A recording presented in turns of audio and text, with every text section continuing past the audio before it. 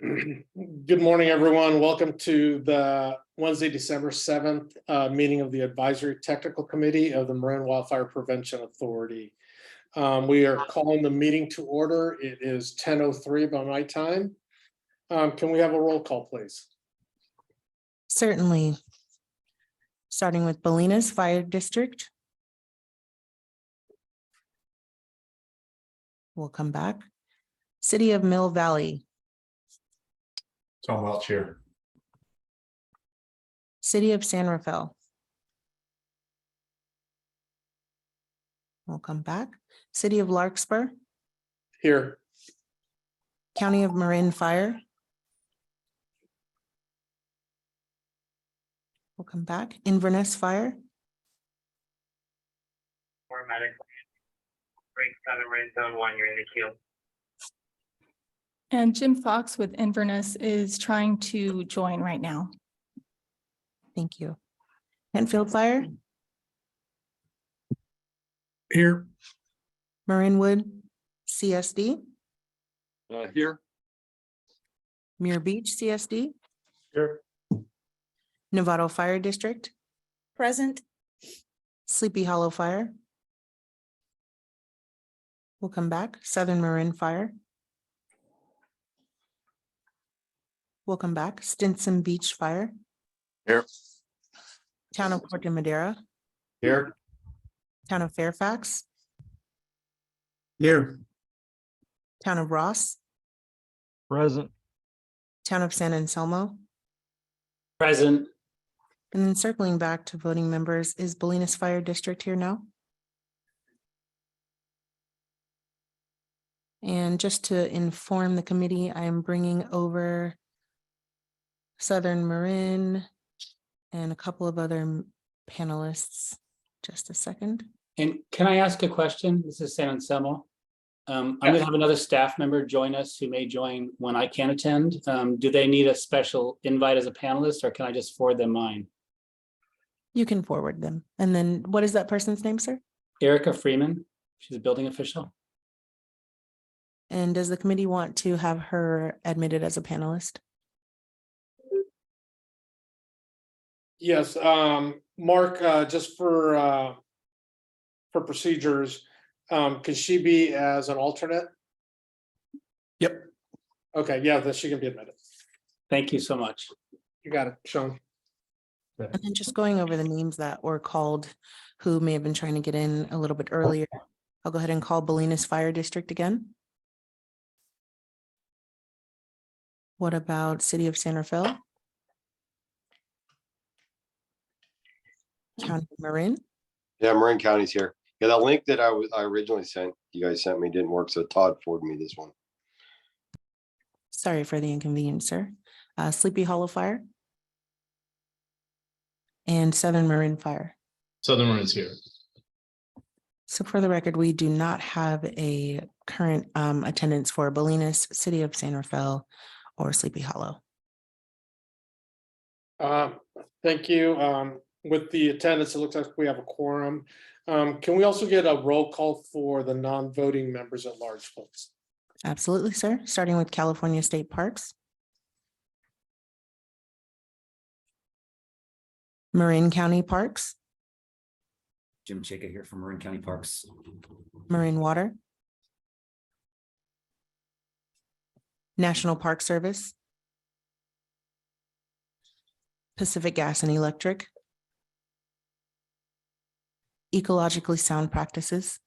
Present. UC Cooperative Extension. Here. And Fire Safe Marin. Present. Thank you. Want to thank the members of, or the members at large for being present at the meeting. We definitely appreciate your input whenever we need it. Moving forward to item number 4, this is open time for public expression. The public is welcome to address the Advisory Technical Committee at this time on matters that are not on the agenda that are within the jurisdiction of the committee. Please be advised that pursuant to Government Code Section 54954.2, the committee is not permitted to discuss or take action on any items not on the agenda. Comments may be no longer than 3 minutes and should be respectful to the community. Please silence your cell phones during the meeting and mute your microphones when not reporting out.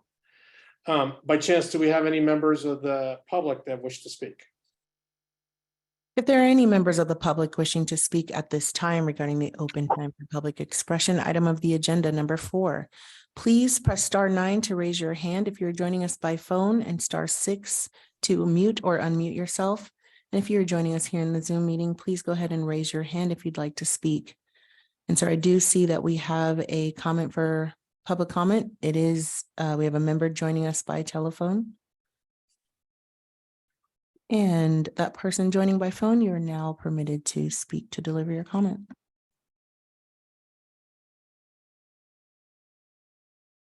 Phone number ending in 1459. This is an opportunity for you to speak. Please introduce yourself. You're on mute. Yeah, and *6 can unmute you.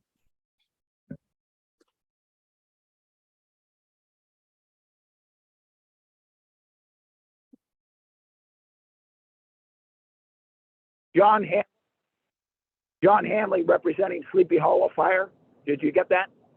Okay, welcome aboard, John. We got you. Okay, gotcha. Thank you. Thank you. Yeah, the initial link didn't work for a lot of people, so folks may be staggering on here. Thanks, Jim.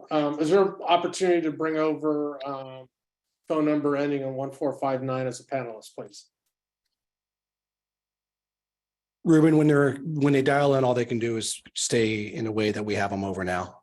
Okay, well, we'll make sure we circle back with them if we have to take a vote on anything. At this point, we'll go ahead and close public comment and bring it back to the committee. I see that we've got a hand from one of our committee members, Lynn Osgood with Novato. I just received a text message from Mike Swayze that the Zoom link to this meeting on the website is not working. Yeah, we're aware of that. We're trying Okay. to correct the issue. Okay, thanks. Thank you. Okay, with that, we'll go ahead and move on to item number 5, which is Planning and Program Managers Report. We have a report, please. Thank you and good morning. Can everyone hear me okay? Great. I'm going to share my screen here. All right, can you see this slide? Yes. Great.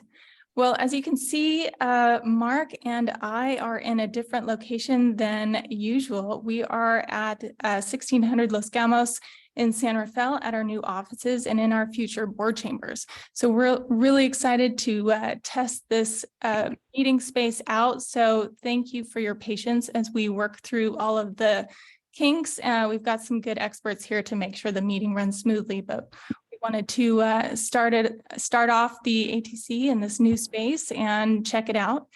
In the future, we will need to transition to in-person meetings because the emergency declaration regarding COVID will expire.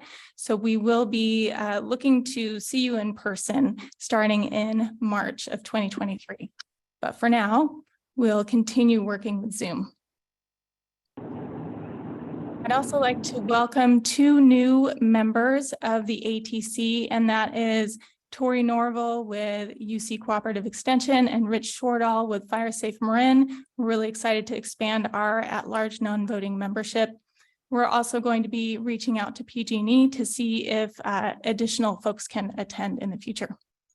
So I wanted to take a moment before we dive into looking to next fiscal year. I wanted to take a moment and look back at all of the work that we've accomplished. I'm just going to very briefly go through some of the points included in our fiscal year 21-22 annual report that is now on our website. And I really want to congratulate all the folks on this call who have been very active in getting work done in your districts. So kudos to all of you.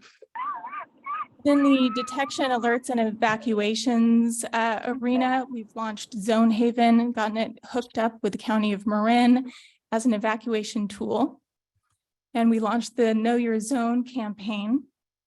We've also added 2 acoustic warning sites to Southern Marin's network, with future sites in the works. We've launched a study of evacuation barriers for the JPA area, and that is going to help us prioritize future work. We'll hear more about that item next month in January. Regarding home evaluations, in 21-22, over 33,000 inspections were performed by all of you and your colleagues, so well done. The grant program for MWPA for residents to do home hardening and defensible space was set up. Big thanks to Charlotte Jourdain and Maria Schmidt for their incredible work on that. The program started a little bit slowly, got about $100,000 out the door in fiscal year 21-22, and then really ramped up this fiscal year. I want to also recognize other member agencies who are doing their own grant programs and helping residents make their homes safer. The CHIPPR program is off and running and now under Marin Wildfire Prevention Authority's management. We've got Stephen Peters now running the program with us. In fiscal year 21-22, over 3,400 pickups were completed. Public education, as you know, is a huge component of what we're doing, and we have Fire Safe Marin contracted with us to do a huge array of efforts. We've started a new festival in Marin County, and that was incredibly successful. Over 2,000 people attended, and a lot of people learned a lot about wildfire adaptation. A new TV program has been launched, and those video snippets have been viewed on YouTube over 20,000 times. We've got Adapting to Wildfire campaign and about 500,000 impressions, meaning it's reached people 500,000 times through print or news feeds, digital. A lot of support for our FireWise sites. I think we have 78 in Marin County, and Fire Safe Marin continues to support those efforts. And then collaboration on reaching new audiences, new studies to make sure that these messages are reaching populations that are often overlooked. With regard to vegetation management, we're working really hard to make sure that the environmental compliance is in place so that member agencies can do the work that needs to get done. From fiscal year 21-22, as well as this fiscal year, we have over 560 miles of roadside evacuation routes covered under CEQA, over 2,800 acres of shaded fuel breaks and prescribed herbivory covered, and then 12 miles of fire roads covered as well, which means that all of these efforts can get implemented according to the budgets and timelines of our member agencies. Additionally, I want to recognize that it takes a lot of people and a lot of effort and a lot of time to make this work happen. So some of our member agencies have been staffing up to make sure that they can accomplish these tasks. MWPA has been staffing up as well. And as you know, we have moved offices to San Rafael. When I started, it was just an executive officer and myself, and that was cozy and we got a lot done, but we needed more people. So we added a management analyst, and you've now met her, Martina Wilson. We're super happy to have her. We also have a veg management specialist running our CHIPPR program and also helping with some of the veg management projects. That's Stephen Peters. We have a grant specialist, Maria Schmidt, who's helping distribute funds to residents and helping manage CAL FIRE grants and pursue additional grant opportunities. And we have 2 great Grizzly Corps fellows who joined us this year as well. That's Elena Benching and Andrea Salinas. And then a few additional notes from this fiscal year. We have work finally beginning in West Marin under a Coastal Act permit. And that's some roadside work happening in the Inverness area.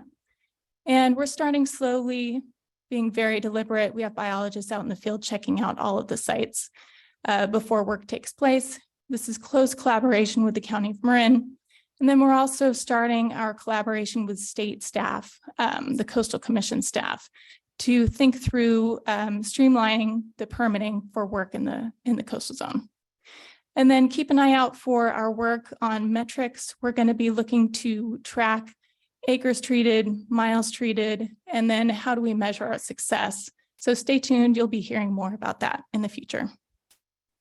And that's it for this item. I'm happy to take any questions. Any questions from committee members on the report?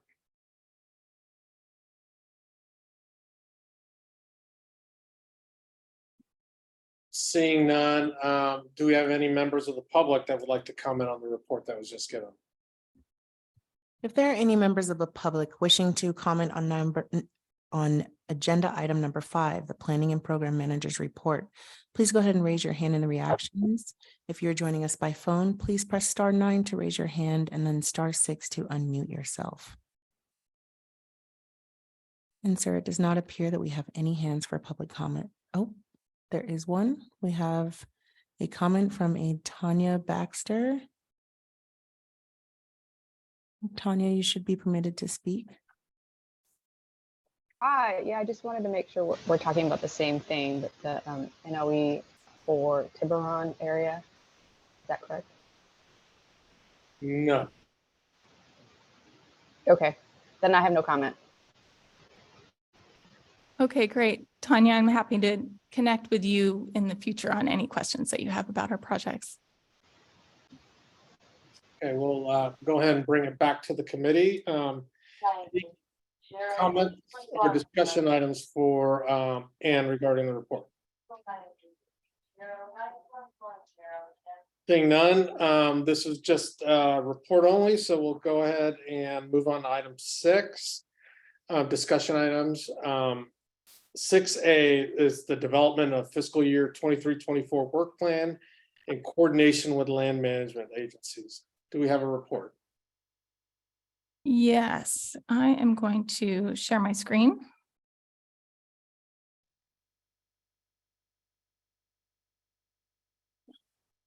Great. Is everyone able to hear me and see this slide? I think that's a yes. Okay, great. Yep. Yes. All right, great. So it's time to dive into fiscal year 23-24 work plan. It's hard to believe that's already time. So I'm going to take a moment and go over the advisory technical committee, just kind of the structure and some basic info for those who are new. The ATC includes voting members from 17 member agencies. Additionally, we have our non-voting at-large members, and these members are really valuable for their technical expertise and are invited to be a full participant in all of the meetings and all of the discussions. That includes representatives from Marin County Parks, Marin Water, State Parks, National Park Service, Ecologically Sound Practices Partnership, UC Cooperative Extension, Fire Safe Marin, and PG&E. The voting structure is interesting. It's not only a majority of votes of those present, but also the population represented is a component as well. ATC members provide expert advice and recommendations regarding MWPA programs and submit proposals for the work plan each year. So we really rely on those of you here and your colleagues to help decide what activities the MWPA and its member agencies will be taking on next fiscal year. So this is a timeline of tasks and milestones associated with the ATC and the Operations Committee. The ATC and Operations Committee work very closely to develop the work plan, which then gets approved by the Board of Directors.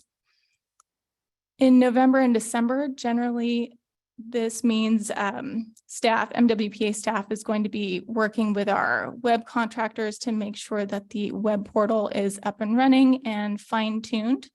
And that's what we've been doing. You'll hear a little bit more about that later. In December, that's when we start the ATC and Operations Committee meetings. So not only is the ATC meeting today, but the Operations Committee will be meeting next week. In January, the ATC will be electing a chair and vice chair, and so will the Operations Committee. We'll also be thinking through how to set ourselves up for success for this season. In January, that's also a key deadline for working with land management agencies, and you'll hear a little bit more about that later. In January, February, and March, that is really go time in terms of developing proposals for the work plan. So that means members of the ATC and your colleagues will be proposing projects and uploading them into our web tool, the web portal. We'd like to see initial JPA-wide proposals by March 1st, and that really falls on MWPA staff and Fire Safe Marin, et cetera, because that affects the remaining budget for core projects. And we'd like to get those numbers in early so that we can budget more clearly in March. March 15th, we'd like to see initial drafts for all of the proposals from member agencies, and then fine tune here and there, add details, and have those finalized by the end of March. And then the operations committee will be really finalizing that budget and figuring out if there are some hard decisions to be made to balance that budget. In April, we'll be continuing to make all of these proposals public so that the public can see what is being proposed and can comment as needed. And the operations committee will be digging in and really finalizing the work plan and the budget so that the work plan and budget can be considered by the board in May. So now I'd like to take a moment to discuss how to coordinate with some of our land management agency partners. Not everyone could attend today, but everyone has at least provided some talking points. We'll be covering National Park Service, state parks, Marin Water, and Marin County Parks. So I'm going to take a moment and stop screen sharing and pull up a slide that was presented or that was shared by National Parks. Greg was going to be here today, but is stuck in the East Bay. So he is not able to discuss this slide, but I wanted to very generally present this slide to you. And that is a timeline for coordinating. So he'd really like early coordination before the end of this year. So November, December, really think through what sorts of projects you might want to propose on national park lands. And then really refine those, maybe go out in the field, talk it through. And by mid-January, he'd really like to have at least an outline or kind of talking points, bullet points associated with any proposals that might be on federal land. And then that enters their internal process. It goes out to the public on this PEPC website, and that's really to allow the public to see what's been proposed. I think my mic cut for a minute. Then the Park Service will be conducting their own internal process to review proposals and make sure they're consistent with their own fire management plan and their National Environmental Policy Act, NEPA compliance document. So that's it for national parks. I'm going to share my screen again.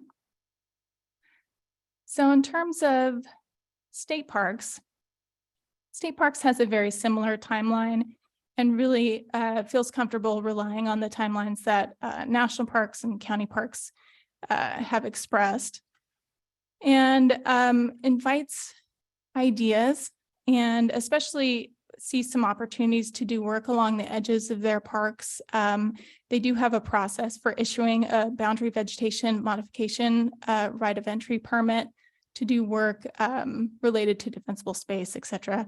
These permits can be issued to homeowners as well as fire agencies.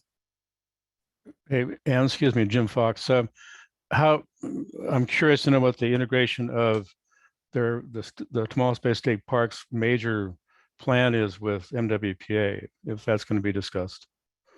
Yeah, I'm happy to address that right now if you'd like. Well, whenever. I'm just curious about how those two things are going to dovetail. Sure, absolutely. So State Parks is pursuing a management plan for Tomales Bay State Park. It's a very specific management plan having to do with forest health, which also overlaps with fire danger. They've distributed a few documents to the public and have a public meeting coming up. The date is not at the tip of my tongue, but I think it is potentially next week. It's the 14th. Thank you. And so State Parks and MWPA staff talked, and we're continuing to make sure that we're aware of each other's activities. State Parks is pursuing what's called a public works plan with the Coastal Commission, which is the same process that we'll be pursuing, or a very similar process that we'll be pursuing.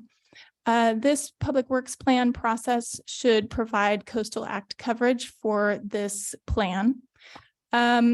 We'll be pursuing a PWP, a public works plan, that's more generalized for future projects in the coastal zone. So State Parks and I and our environmental consultants have been discussing that to make sure we're all on the same page and we're aware of each other's public meetings, et cetera. And also making sure that our different activities are clear in terms of Coastal Commission staff coordination. So we'll be starting to meet with Coastal Commission staff next week. Great, thank you. Yeah, absolutely. Great question. So in terms of Marin Water has its own EIR and own plan for vegetation management, including fire fuels management. And this is a map that Marin Water staff provided to me to share with all of you. Details about these activities are available in their EIR, but generally the light beige polygons here are 2022 through 2026 activities. They include fuel break expansion and also maintenance of existing fuel breaks, early detection, rapid response for weeds, and forest management, a lot of Doug fir encroachment, some unhealthy trees to be removed, etc. So we're in close communication with Marin Water to make sure we're all aware of each other's activities. And then I'd also like to invite Jim Chayka to talk about how to coordinate best with Marin County Parks. And Jim, I can either share the PDF that you sent to me, or you're welcome to share your screen if you'd like to share your own slides. Ann, I think just the timeline slide would probably suffice for this. If you have that ready to go. I thought that was going to be, I don't have it ready on my end. Okay. So this is a presentation that Jim provided last year. It's a bit of a repeat, but it's really good information and it helps us understand how best to coordinate with Marin County Parks as you develop project proposals. Go ahead, Jim. Yeah, no, I think I'll just summarize and then I can answer some questions. I know I've spoken with most of the group. And I want to thank you for your leadership in getting the land managers and the fire partners together in a series of conversations before today to kind of kick these conversations off. So hopefully this is not new to a lot of the project planners, but those were really productive conversations and I appreciate that. Just to kind of synthesize, I think it's important just for everyone to kind of just recognize that while the land managers have slightly different timelines, it's just important to remember that early engagement is really the key for all of this. I think National Parks has a slightly earlier timeline, but in general, and specifically for us, like if we haven't heard your proposals, by the first week of January, your concept proposals, then that's something we'd have to consider for the following fiscal year.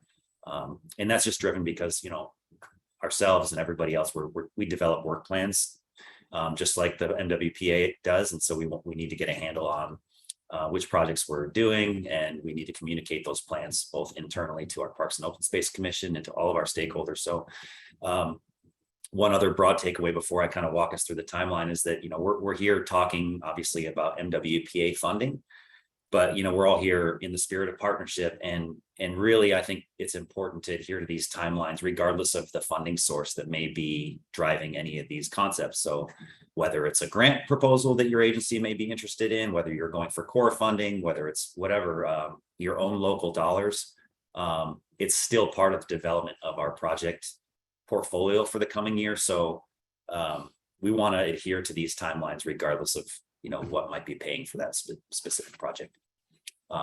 So yeah, so just walking through the timeline, like I said, January is the time where we want to have that deadline, but I think, I can't see everybody, but based on the attendance today, we're all in really close contact. We want to have those conversations year round and just have kind of an open dialogue to hear about ideas and concerns that your groups have and ways that we can partner on that. So kind of open dialogue, but when it comes to the fiscal year planning, we want to hear at least a rough sketch of what you have in mind by the first week of January. Moving on from there, I would call that like the project refining phase. Sometime between January and March, we've sort of had a handshake agreement on the concept that was presented in January, and then between January and March, this is really in alignment with the MWPA timeline that Ann ran through, that you're all submitting your projects into the portal by March 31st. Well, we want to be part of that conversation in those months so that we can help refine that, and we are all on the same page with what exactly is being submitted. It's helpful for us too, because we present our list of projects to our Parks and Open Space Commission in April. So by getting those in on March 31st and having the conversations together, we just have a very clear sense of what we're planning to accomplish together. And then really, the subsequent after March 31st, once those things have gone into the portal, we've presented to our Parks and Open Space Commission, there's still work to do. There's CEQA, there's project refining. We don't have to have like the very specific details of how we're going to execute these projects done by March 31st. For example, we don't need to know whether we're going to do burn piles or we're going to use a masticator. It's helpful to refine some of that, but really we want to refine all those details right through the end of the fiscal year. So May through June. And then, once, and of course, not the least of which is making sure that we're all on the same page with the compliance approach for all these various projects. And then July 1st is the beginning of the fiscal year. And so the train has left the station and we're ready to do these projects whenever the compliance piece is done. So I'll just stop there, and I can definitely dive deeper if folks want to talk more specifically about what we would need in any of these phases. But yeah, I'll open it up there, Ann. Thank you. Thanks, Jim. And one thing that I would add that might be news to some folks is that really this applies to not only new projects being proposed on land management agencies, but also continuing implementation of existing projects that already have CEQA coverage. Be good to let them know about that. And then any kind of future maintenance of previously approved projects. Be good to communicate any of that to the land management agency partners we have in Marin County. Yeah, thanks for adding that, and that is really important. We just want to help coordinate the activities that occur on our lands. I know that's the case for all of the land managers. So if there's folks that you hope to have on our lands, in fiscal year 23-24, then yeah, now's a good time to talk about it, whether it's maintenance or new projects or anything else. Thanks, Ann. Great, thanks. And that's it for my report. Happy to take questions. Any questions from the committee for Ann? You see Bell? You're on mute. Is that better? Yes, much better. Okay, Jim. To what extent will the information that you're providing, I think it's the 3-month period, will be available in some detail in terms of the programs for the public to see? Is it, I couldn't tell from whether this is a process that it's internal process. We wanted to have a look at your projects, for example. How would that happen? Thanks, Belle. I think you're referring, well, let me try to answer this more broadly. So yeah, right now, a lot of these conversations are internal because they're just concepts. Yes. And so, when January comes along, it's primarily conversations between ourselves and the fire departments. And it's not that that's private. As these conversations come up, we have a number of different forums where we share those ideas. For example, the Environmental Roundtable is one group that we engage with, and we share some of these project concepts as early as we can, as early as it seems like it's a project that's viable and likely to proceed. Internally, we just try to do our own vetting and making sure that we're on the same page with our fire partners and that that's something that we all want to move forward. And once that's the case, then we'd want to present that in a few different ways. One, through the environmental roundtable. And then I mentioned a couple times the Parks and Open Space Commission date, which is, I think it's April 15th, but I'd have to double check the date. It's in April. We would have a project list at that point that would include all of the projects that we've come to agree upon in this, with this group. So these are internally developed projects that would be funded by Measure A, that our own staff develop, that maybe we develop those in partnership with other groups, as well as projects that we're developing together that may be funded by MWPA or other grants. And so that's when we would present through the Open Space Commission. That's a public forum. As a member of the ATC, I'd also be bringing that same project list to present in this group too. So I think there's a few different ways we can engage the public. Okay. Need to think about that. Thank you. Yeah. Did that answer your question? Yeah, sort of, yeah. In the sense that, yes, there are periods when these become available. They're not part of the web. I mean, they're not part of the portal, which is MWPA portal with which includes the work plans. Yeah, well, again, there's kind of two different types of projects that are being developed. One is the MWPA funded projects, and those are all entered into the portal, and those are public, so those will be visible that way. Then there's projects that are developed by our staff, which they may be something that we've developed in partnership with fire departments, but they just happen to not be funded by the MWPA. They're Measure A funded. We've talked about our fuel set aside before, where we have 25% of our Measure A dollars that are spent on fire fuel reduction. Those would not be visible through the MWPA portal simply because of the funding mechanism. We would have those visible through our own open data portal on the Marin County Parks website and through discussions in the forums that I mentioned. Yeah, it's just that we're interested in the environmental implications of what you're doing, and the earlier we can look at it, the better, is what I'm thinking. Thank you. Yeah. Any other questions in regards to the report and presentation? Seeing none, do we have any members of the public that like to comment or ask questions on this? If there are any members of the public wishing to speak on the current item, please raise your hand in the reactions. If you are joining us by phone, please press *9 to raise your hand and *6 to unmute yourself. And sir, we do not have any hands for public comment. Okay, thank you. We'll go ahead and bring it back to the committee. Any further comments regarding the report? Seeing none. Just from my personal experiences, the recommendation is definitely engage with your land managers and your neighbors as early as possible, even if it's a pie in the sky kind of idea that you may have thought up in the middle of the night or something that you may think of that'll help the community. Because early engagement will then provide the success of your projects. We've had a really good relationship with Parks and Open Space. And it's all been because of that early engagement. And it may be over a cup of coffee or just a phone call or something, but it's because they may have a project in line with what we're trying to do. And then that's where it becomes these opportunities to be able to collaborate. So thank you for the report, Ann. Much appreciated. And we will definitely work with our land managers.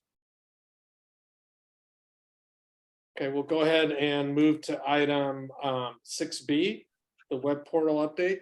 Do we have a report? Yes, we do. I'll share my screen again. So this will be brief, but I wanted to just let you know that as part of this work plan development cycle, we will be using the online web portal again. For those of you who are not aware of what this is, it's a tool online that we use for submitting proposals for the work plan. And voting members of the ATC and their colleagues are able to access the portal, log in, and submit project ideas and project details. You can access the web portal on our website and on the upper left-hand corner of our homepage. And voting members will have a login and can submit proposals. But once proposals are ready and ready to be kind of shown to the public, we can flip a switch on all those proposals and make them visible to the public. So it's a really great and easy way to kind of show our work. So for those voting members who will be using the web portal and any of your colleagues at your agencies, you can log in using your previous login information. If that's not working, or if you need a new login because you're new at it or have new staff, you'd like to access it, you can just let me or Josh Hampshire know, and we can make sure that you receive an email invitation to create a login, which will probably end up in your spam folder. So make sure to check your junk folder in your email. All core, local, and DSpace proposals for fiscal year 23-24 should be included. You can propose brand new projects. You can copy and paste and take an old project and propose additional budget for implementing or maintaining it. We are also adding a lot of features to make it easier to use the portal. We'll have fewer questions and a more streamlined approach to it. We'll be adding some standard language that you can use for your project descriptions if you'd like. You can choose that language and then modify it as needed. And we'll just be fine-tuning little bits and pieces that we've been looking at and wanting to edit. In the future, we think that the portal would be a great way to track implementation, so a way to enter acres and miles treated or maintained for existing projects. And then moving forward, we'll be talking more about those metrics, not only the numbers, kind of raw numbers of how much we're implementing, but also how to create a public-facing dashboard to communicate our progress. And we're looking at how to track effectiveness of our projects and how much we're really moving the needle in terms of wildfire risk reduction for the county. So that's it, a very brief report. We'll have more to tell you in January. We should be able to open up the portal starting first week of January to start using it, but happy to answer any questions. Do we have any questions for Ann regarding the portal?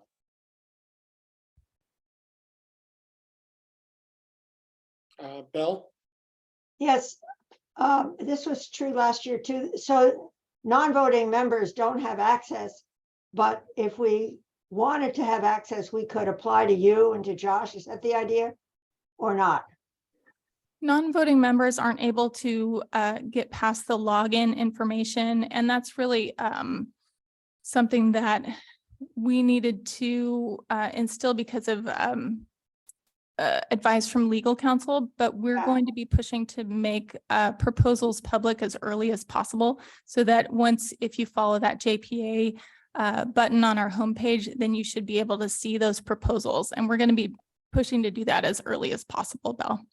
Thanks. Any further questions from committee members? I'd like to go ahead and open it up to the public to see if there's any comments from the public regarding the portal. If there are any members of the public wishing to speak on item 6B, the web portal update, please raise your hand in the reactions.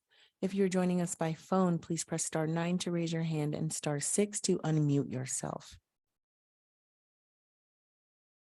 And sir, we do not have any hands for public comment. Okay, thank you. We'll go ahead and bring it back to the committee. Thanks for the report, Ann. Appreciate it. Moving on to item number 7, committee members requesting and or regarding any future agenda items. Is there any members of the committee that would like to see any future items on the agenda?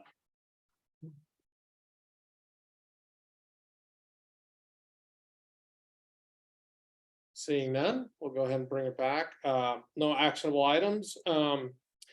which takes us to item number 8, which is adjournment. Our next meeting will be scheduled for January 4th at 10 a.m. And just remember, we'll be meeting the first Wednesday of every month, at least until the work plans have been completed. With that, I'd like to entertain a motion and a second to adjourn the meeting. A motion.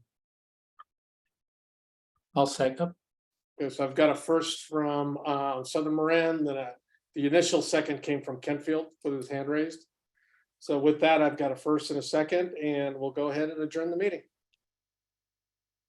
Thank you, everyone. We'll see you guys next month. Thanks, everybody. Thank you, everyone. Thanks, Ruben. Bye, everyone.